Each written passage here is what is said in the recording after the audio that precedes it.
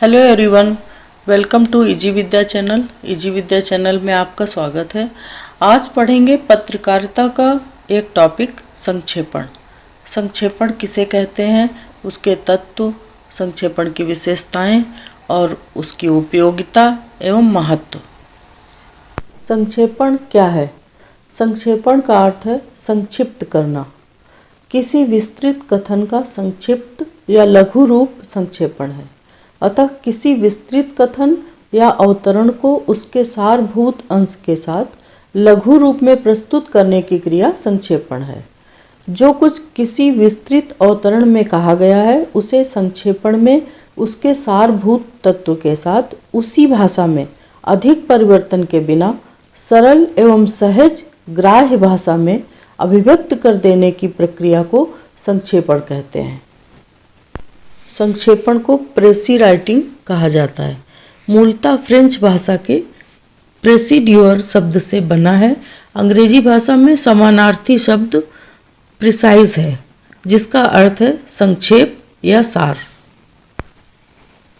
संक्षेपण का अर्थ है संक्षिप्त करना। डॉक्टर कैलाश चंद्र अग्रवाल ने परिभाषा देते हुए कहा है, संक्षेपण एक स्वतः पूर्ण रचना होती है। इसमें मूल अवतरण की सभी आवश्यक बातों को संक्षिप्त रूप में प्रस्तुत किया जाता है। JBC बर्नार्ड के अनुसार संक्षेपण किसी लिखित सामग्री के आधारभूत तथ्यों का सुनियोजित संक्षिप्त इतिवृत्त है।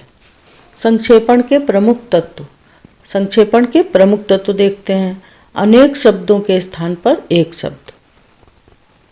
भाषा में कुछ ऐसे शब्द होते हैं जो संक्षिप्त रूप में अनेक शब्दों के स्थान पर अकेले ही पर्याप्त होते हैं।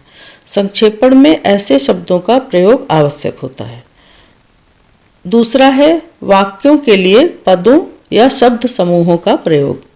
जिस प्रकार अनेक शब्दों के स्थान पर एक शब्द रखा जा सकता है, उसी प्रकार अनेक वाक्यों के स्थान पर कुछ शब्दों के प्रयोग से भी काम चल जाता है। तीसरा है आवश्यक सामग्री का निरसन। भावों, विचारों अथवा घटनाओं के वर्णन से प्रायः ऐसी अनेक बातें सम्मिलित हो जाती हैं जिसका विशेष महत्व नहीं होता अथवा जिसके प्रभाव से मूल भाव को हृदय गम करने में विशेष कठिनाई नहीं होती। संक्षेपण करते समय ऐसी बातों या वर्णनों को छोड़ देना चाहिए। महत्वपूर्ण तथ्यों का समावेश। संक्षेपण में मूल अनुच्छेद के मुख्य विचार बिंदुओं को महत्वपूर्ण तथ्य के रूप में समाविष्ट कर लेना चाहिए। महत्वपूर्ण तथ्य के आधार पर शीर्षक चयन। मूल अनुच्छेद के पहले महत्वपूर्ण तथ्य संकलित करने चाहिए, तत्पश्चात उनके आधार पर शीर्षक का चयन करना चाहिए। शीर्षक ऐसा होना चाहिए जो मूल भावों का प्रतिनिधित्व कर सके। अब संक्षेपण की विशेषताएं क्या क्या हैं? संतुलित आकार। प्रायः संक्षेपण मूल का 1/3 भाग प्रस्तुत किया जाता है। संक्षेपण में निर्दिष्ट शब्द संख्या अथवा आकार का पूरा ध्यान रखना चाहिए। जितना विस्तार दिया गया है किसी लेख या पत्र या सारांश का, उसका 1/3 भाग प्रस्तुत किया जाता है। दूसरा है परिपूर्णता। भाव की परिपूर्णता होनी चाहिए।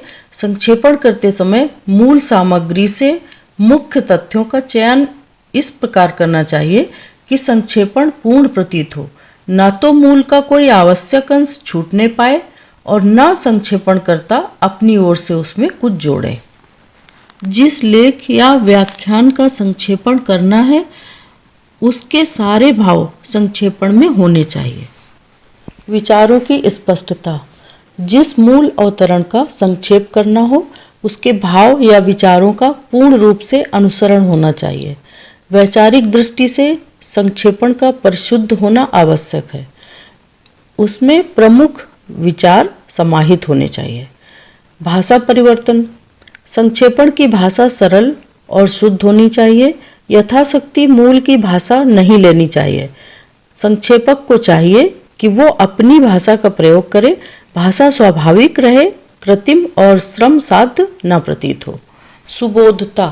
संक्षेपण का सुबोध होना अत्यंत आवश्यक है। जो संक्षेपण मूल भाव को जितना ही सुबोध बना सकेगा, वो संक्षेपण उतना ही उत्तम समझा जाएगा।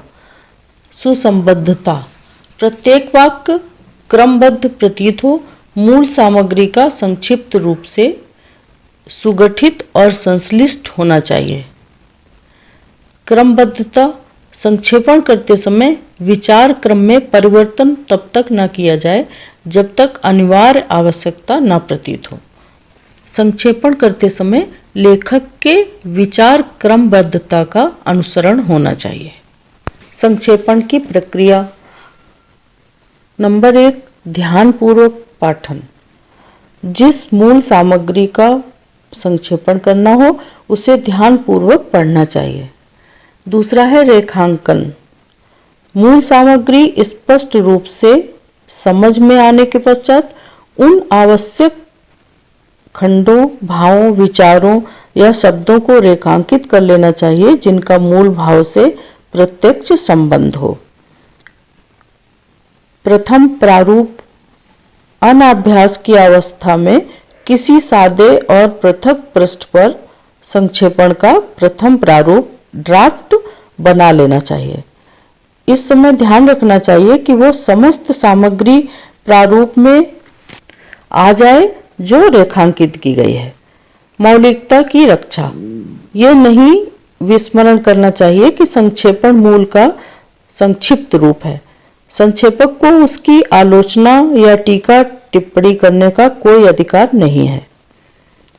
प्रथम आकार निर्धारण। प्रथम प्रारूप तैयार हो जाने पर शब्दों की गिनती कर लेनी चाहिए, क्योंकि प्रायः परीक्षाओं में शब्दों की संख्या निर्धारित कर दी जाती है। अशुद्धियों का निराकरण। मूल सामग्री के भावों तथा विचारों का संक्षेपण करने के उपरांत व्याकरण संबंधी अशुद्धियों पर ध्यान केंद्रित करना चाहिए। वर्तनी, वाक्य विन्यास, समास, विराम चिन्हों आदि की यदि कोई अशुद्धि रह गई हो तो तत्क्षण ठीक करना चाहिए। शीर्षक निर्धारण। मूल विषय को भलीभांति हृदयंगम करने के उपरांत उपयुक्त शीर्षक सोचना चाहिए। शब्द संख्या उल्लेख। शीर्षक निर्धारण करने के उपरांत यदि निर्धारित शब्द संख्या शीर्षक के निकट कोष्ठक में लिख दें तो अच्छा रहेगा। अगर संक्षेपण करने की विधि आपको समझ में आई हो तो please subscribe easy Vidya channel, like videos, comments below. Thank you.